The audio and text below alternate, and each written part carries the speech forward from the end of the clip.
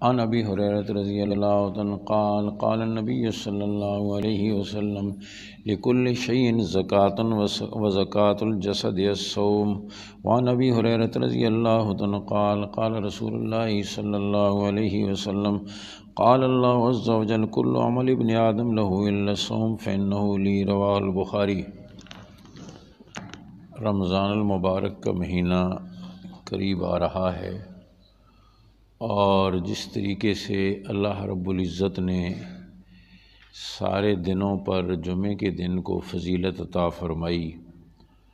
اور ساری کتابوں پر اللہ رب العزت نے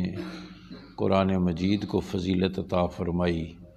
سارے نبیوں پر اللہ رب العزت نے حضور اقدس صلی اللہ علیہ وسلم کو فضیلت عطا فرمائی، اور اللہ رب العزت نے ساری راتوں پر لیلۃ القدر کو فضیلت عطا فرمائی۔ اسی طرح سارے مہینوں پر اللہ رب العزت نے رمضان کو فضیلت عطا فرمائی۔ جمعہ سید الایام یعنی سارے دنوں کا سردار ہے، قرآن مجید سید الکتب یعنی ساری کتابوں کی سردار ہے، حضور اقدس صلی اللہ علیہ وسلم سید النبیین والمرسلین سارے نبیوں اور رسولوں کے سردار ہیں، تو رمضان کا مہینہ سید الشہور یعنی سارے مہینوں کا سردار ہے۔ حضور اقدس صلی اللہ علیہ وسلم دعا فرماتے تھے اس مہینے میں جو چل رہا ہے، اے اللہ شعبان کے مہینے کو خیریت سے گزار کر ہمیں رمضان تک پہنچا دے، تو اللہ رب العزت نے رمضان کے مہینے تک پہنچا دیا۔ آپ صلی اللہ علیہ وسلم نے رمضان کے مہینے کے قریب حضرات صحابہ کرام میں وعظ فرمایا، اور فرمایا لوگوں تم پر ایک ایسا مہینہ آ رہا ہے جو سراسر رحمت ہے اور سراسر برکت ہے، مغفرت ہے، جس کے دن کے روزے کو اللہ نے فرض قرار دیا، اور رات کے قیام یعنی تراویح کو اللہ نے ثواب کی چیز قرار دیا۔ آپ صلی اللہ علیہ وسلم نے ارشاد فرمایا کہ لکل شیء زکوٰۃ، ہر چیز کی ایک زکوٰۃ ہوتی ہے، وزکوٰۃ الجسد الصوم، اور جسم کی زکوٰۃ یہ روزہ ہے۔ ویسے تو نماز بھی زکوٰۃ ہی ہے۔ حضور اقدس صلی اللہ علیہ وسلم نے ارشاد فرمایا آدمی کے بدن میں 360 جوڑ ہیں، اور جب آدمی صبح صحیح سالم اٹھتا ہے، اس لیے کہ نیند میں اس کی روح قبض ہو جاتی ہے۔ قرآن مجید میں فرمایا اللہ یتوفی الانفس حین موتها واللتی لم تمت فی منامها، اللہ موت کے وقت روحوں کو قبض کرتے ہیں، اور جن کی ابھی موت نہیں آئی نیند میں روح قبض ہوتی ہے۔ فرق صرف یہ ہے کہ موت میں جو روح قبض ہوتی ہے وہ دائمی ہوتی ہے، اور نیند میں جو قبض ہوتی ہے وہ عارضی ہوتی ہے، لیکن گویا نیند بھی ایک قسم کی موت ہے۔ اسی لیے جاگنے کے بعد کی جو آپ صلی اللہ علیہ وسلم نے دعا تعلیم دی، اس میں فرمایا الحمدللہ الذی احیانا بعد ما اماتنا والیہ النشور، تمام تعریفیں اس اللہ کے لیے ہیں جس نے ہمیں موت کے بعد زندگی دی۔ جب آدمی صحیح سالم اٹھتا ہے، آنکھیں کام کر رہی ہیں، زبان کام کر رہی ہے، دل دماغ کام کر رہا ہے، جسم کے اعضاء کام کر رہے ہیں، تو اس کے ہر جوڑ پر اس پر صدقہ واجب ہو جاتا ہے۔ صحابہ نے سن کر عرض کی حضور ہم میں سے کون اتنی طاقت رکھتا ہے کہ 360 جوڑ ہیں تو 360 صدقے روزانہ کون کریں؟ آپ صلی اللہ علیہ وسلم نے فرمایا کل تسبیحۃ صدقہ وکل تکبیرۃ صدقہ وکل تحلیلۃ صدقہ وامر بالمعروف صدقۃ ونہی عن المنکر صدقۃ واماطۃ الاذی عن طریق صدقہ۔ آپ صلی اللہ علیہ وسلم نے فرمایا سبحان اللہ کہنا صدقہ ہے، الحمدللہ کہنا صدقہ ہے، لا الہ الا اللہ کہنا صدقہ ہے، کسی کو اچھی بات بتا دینا صدقہ ہے، برائی سے منع کر دینا صدقہ ہے، راستے سے تکلیف دینے والی چیز کا ہٹا دینا صدقہ ہے۔ اور آپ صلی اللہ علیہ وسلم نے فرمایا جس نے فجر کی 2 رکعتیں پڑھ لیں گویا بدن کے ہر جوڑ کی طرف سے صدقہ ادا کر دیا۔ تو ویسے تو نماز بھی صدقہ ہے اور روزہ بھی صدقہ ہے، اور فرمایا ہر چیز کی زکوٰۃ ہوتی ہے، اور بدن کی زکوٰۃ جو ہے یہ روزہ ہے۔ جس طریقے سے آدمی مال کی زکوٰۃ ادا کر دے تو باقی مال پاک ہو جاتا ہے، گویا یہ زکوٰۃ مال کا میل کچیل ہے، اور یہ باقی مال کو پاک کر دیتی ہے، اور پھر باقی مال محفوظ بھی ہو جاتا ہے۔ اسی طریقے سے فرمایا جب آدمی روزہ رکھتا ہے تو روزے کا ایک تو روحانی فائدہ ہوتا ہے کہ اللہ کا قرب نصیب ہوتا ہے، نفس کی اصلاح ہوتی ہے، گویا روحانی مینٹیننس ہوتی ہے، اور اللہ تعالیٰ کا خوف، اللہ کی محبت دل میں پیدا ہوتی ہے۔ اس لیے کہ روزہ ایک ایسی عبادت ہے، نماز پڑھتے ہوئے لوگ ہمیں دیکھتے ہیں، تلاوت کرتے ہوئے ہمیں دیکھتے ہیں، تسبیح پڑھتے ہوئے دیکھتے ہیں،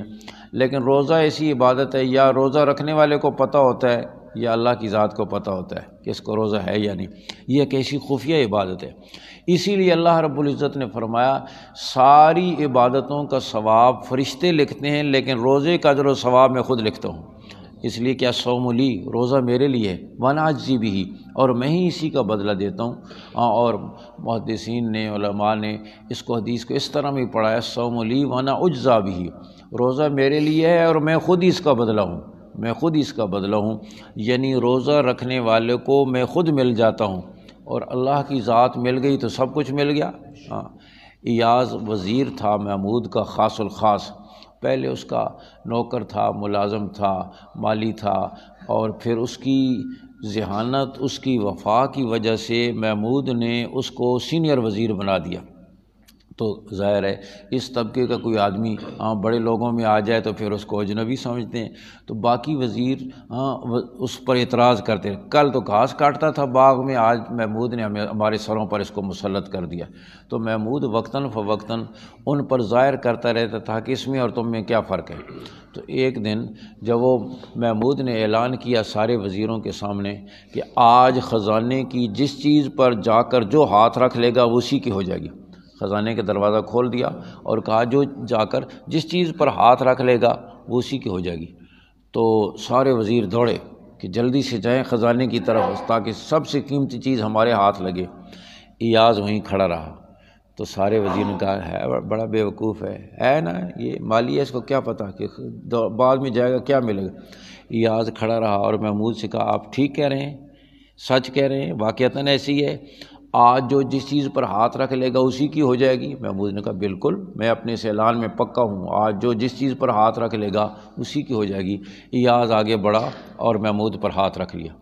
اور کہا کہ بادشاہ میرا ہو جائے گا تو بادشاہ کے سارے خزانے میرے ہو جائیں گے۔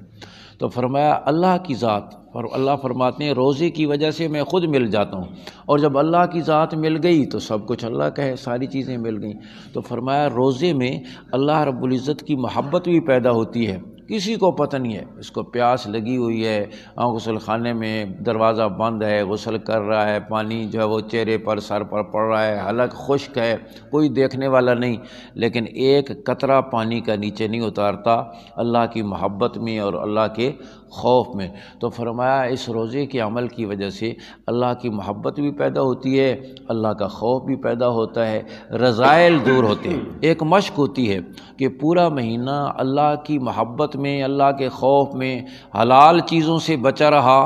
تو پھر حرام چیزوں سے بچنے کی بھی اللہ استعداد پیدا کر دیتے ہیں۔ یہ تو روحانی فائدہ ہے، اور دوسرا جسمانی فائدہ ہے کہ آدمی صبح سے شام تک بھوکا رہتا ہے تو اس کی وجہ سے جو جسم میں مختلف امراض ہوتے ہیں، بیماریاں ہوتی ہیں، روزے کی وجہ سے اللہ رب العزت ان کو بھی دور فرما دیتے ہیں۔ جس طریقے سے بدن پاک ہو جاتا ہے، مال پاک ہو جاتا ہے زکوٰۃ کی وجہ سے، اسی طریقے سے بدن بھی روحانی بیماریوں سے بھی پاک ہو جاتا ہے اور جسمانی بیماریوں سے بھی محفوظ ہو جاتا ہے۔ اور حضرت تھانوی رحمۃ اللہ فرماتے ہیں کہ روزہ سوائے اس کے کہ اوقات تبدیل ہو جاتے ہیں، باقی کو خاص مشقت بھی نہیں ہے، اور فرمایا یہ اصلاح کے لیے شاہی علاج ہے، شاہی علاج۔ جیسے پہلے وقتوں میں بادشاہوں کے علاج ہوتے تھے، اس طریقے سے فرمایا یہ ہماری اصلاح کے لیے ایک شاہی علاج ہے۔ اور تھانوی رحمۃ اللہ نے مثال بھی دی، شاہی علاج کیسے ہوتے تھے کہ ایک بادشاہ کے سر میں درد ہوا، اس نے طبیب کو بلایا اور کہا نہ کوئی دوا میں کھانا چاہتا ہوں، نہ کوئی پینا چاہتا ہوں، نہ کوئی سر پر لگانا چاہتا ہوں، میرا ایسا علاج کرو کہ میرا سر کا درد ٹھیک ہو جائے۔ طبیب نے ایک ہاتھ سے چلنے والا پنکھا منگوایا، پنکھے کے دونوں طرف کوئی دوا لیپ دی اور کہا اس پنکھے سے بادشاہ کو پنکھا کرو۔ جب پنکھا کیا گیا تو دوا کے اثرات ہوا کے ذریعے اس کے ناک میں پہنچے، دماغ میں پہنچے، اس کو نیند آ گئی، جب اٹھا تو سر کا درد ٹھیک تھا۔ یہ شاہی علاج۔ اسی طریقے سے فرمایا ایک شہزادے نے کم عمری میں روزہ رکھا تو بادشاہ نے روزے افطاری کی بہت بڑی تقریب منعقد کی اور بہت بڑا پروگرام بنایا، لیکن حال یہ ہوا کہ زور کے بعد پیاس کی وجہ سے شہزادے کی حالت بگڑنا شروع ہو گئی اور خطرہ ہو گیا کہ روزہ پورا نہیں کر سکے گا، بادشاہ کو پریشانی ہوئی کہ روزہ ہی ٹوٹ گیا تو ساری تقریب کا مزہ ہی خراب ہو جائے گا۔ اس نے ایک ہندو طبیب کو بلایا اور کہا کہ اس کا ایسا علاج کرو کہ روزہ بھی پورا ہو جائے اور اس کی حالت بھی بہتر ہو جائے۔ تو ہندو طبیب نے شہزادے کو سامنے بلایا، بہت بڑا تھال منگوایا، بہت سارے لیموں منگوائے اور شہزادے سے کہا میں تمہارے سامنے لیموں نچوڑتا ہوں اس تھال میں، تم دیکھتے رہو، اور لیموں سامنے نچوڑا جائے تو منہ میں پانی آتا ہے۔ تو کہا کہ منہ میں پانی آئے تو اس پانی کو نگلتے رہو، اور منہ کے اندر کے پانی سے روزہ نہیں ٹوٹتا۔ تو اس کے سامنے لیموں نچوڑتا گیا، اس کے منہ میں پانی آتا گیا، وہ نگلتا گیا، اس کی حالت بہتر ہو گئی، اس کا روزہ مکمل ہو گیا۔ تو کہا جیسے پہلے وقتوں میں شاہی علاج ہوتے تھے، اسی طریقے سے روزہ بھی شاہی علاج ہے۔ اوقات تبدیل ہو جاتے ہیں، اور یہ بھی ذہن میں رہے کہ روزے سے مقصود جو ہے وہ اپنی اصلاح ہے، لیکن ہم تو روزے میں جو وہ رمضان میں غیر رمضان سے زیادہ کھا لیتے ہیں، سحری دبا کے کھاتے ہیں، حفظ ما تقدم کے طور پر کہ سارا دن روزہ جو رکھ لیں، شام کو پھر کھا لیتے ہیں تلافی مافات کے طور پر سارا دن روزہ جو رکھا ہے۔ تو رمضان کے مہینے میں دوسرے مہینوں سے زیادہ کھا لیتا ہے آدمی۔ تو فرمایا روزہ ایک علاج ہے، اور فرمایا یہ اللہ کے قرب کا، اللہ کے تعلق کا بہت بڑا ذریعہ ہے۔ اور قرآن مجید میں فرمایا یہ صرف تم پر فرض نہیں ہوئی ہے، والذین من قبلکم، جو تم سے پہلے گزرے ہیں ان پر بھی فرض رہے، تعداد مختلف رہی، طریقہ مختلف رہا، کیفیت مختلف رہی، لیکن یہ روزہ ایسی عبادت ہے جو پہلی قوموں میں بھی فرض رہا۔ تو فرمایا اس مہینے کی قدر کرو۔ فرمایا رمضان کا ایک روزہ اگر کسی کا فرض رہ گیا، اس کی تلافی میں ساری زندگی بھی نفلی روزے رکھتا رہے، تو فرمایا جان بوجھ کر جس نے چھوڑ دیا، ساری زندگی کے روزے مل کر بھی رمضان کے روزے کا بدل نہیں ہو سکتے۔ اللہ